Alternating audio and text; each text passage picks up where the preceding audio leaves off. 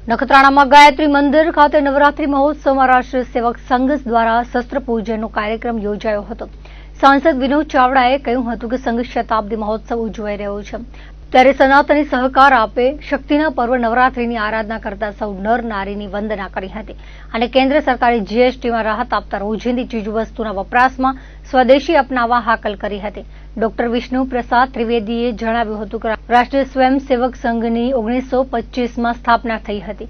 આજે 100 વર્ષ થયા છે, ત્યારે 51 સ્થળે પથ સંચલન યોજાશે, જેમાં નખત્રાણામાં 500 સ્વયંસેવકો જોડાશે તેવી માહિતી આપી હતી। આ અવસરે નાની બાલિકાઓએ તલવાર રાસ રજૂ કર્યો હતો।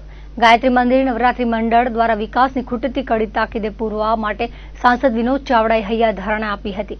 મંડળના પ્રમુખ ચંદનસિંહ રાઠોડે સ્વાગત પ્રવચનમાં કહ્યું હતું કે ગરબીને 11 વર્ષ થયા છે અને સંસદ સભ્યને સત્તાના 11 વર્ષ થયા છે, ત્યારે દર વર્ષે નવરાત્રીમાં પધારતા વિનોદ ચાવડાનું વિશિષ્ટ સન્માન કરવામાં આવ્યું હતું।